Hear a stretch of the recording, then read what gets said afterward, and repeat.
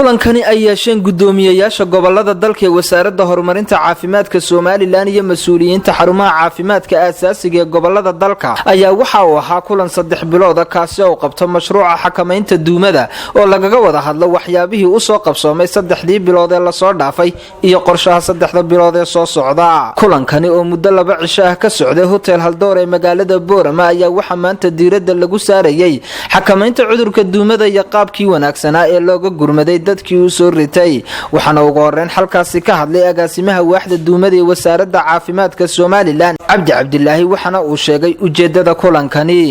madal joogto loo qabto ama kulan joogta oo 3 biloodba mashruuca xakamaynta duumada ee wasaaradda caafimaadku uu qabto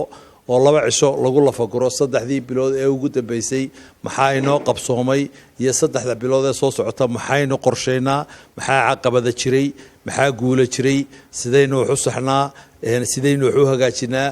wixii khaldamay sidee loo saxaa ayay ahayd kulankan aynu isugu nimid loona lafaguray 2 cisho carqaladihii iyo wixii jiray iyo sidii loo sixi lahaa iyo sidii wada shaqeynta loo hagaajin lahaa gaar ahaan ay ugu guntan lahaayeen xakamaynta cudurka duumada. intaa kadib waxaa iyaguna halkaasi hadalka iska daba qaatay mas'uul ka socday hay'adda UNICEF isuduwaha wasaaradda caafimaadka ee gobolka Saaxil dhigiisa wasaaradda caafimaadka ee gobolkani Awdal Dr. Bashiir oo ah agaasimaha waaxda caafimaadka guud ee wasaaradda caafimaadka Soomaaliland waxaana ay tilmaameen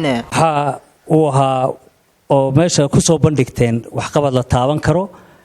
saa ogtiinba wasaaradda caafimaadkuna mashruuca xakamaynta duumada hirgelintiisa iyada dalka wakiil uga ah wax qabadyada la qabtay ee halkan lagu soo bandhigayna waxay muujinayaan heerka awoodda xafiiska xakamaynta duumada ee wasaaradda caafimaadku uu leeyahay. 2 cisho ayaan halkan wada joognay hadaan nahay mas'uuliyiinta gobolada waxa farxad noo ah inaan wax badan ka baranay kulanka la isugu yimi kaasoo lagu gurfeeyay 3 bilood ayna soo dhaafay wax qabadkii ku saabsanaa arrimaha duumada iyo sidii wax looga qabtay waxa inta noo dheeraa sidaan uga faa'iideysanay xakamayntii la xakameeyay duumadii.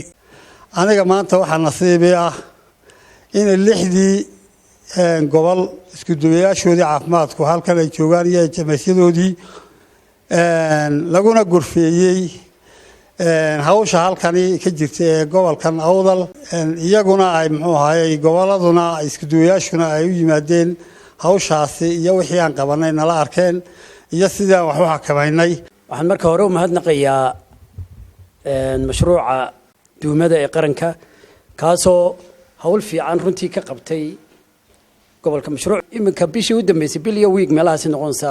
waxa ka jira cudur dilaac duuma ah magaalada Boorama dhinaceeda bari ayuu ku koobnaa. hawlwadeennada caafimaadka ee mashruuca ka howlgala waxay ku guuleysteen in lagu hayo cudurka halkii uu ka bilowday oo aanu soo talaabin magaalada inteeda kale. waa Cabsalaan Saaha telefishinka qaranka Jamhuuriyadda Soomaaliland magaalada Boorama.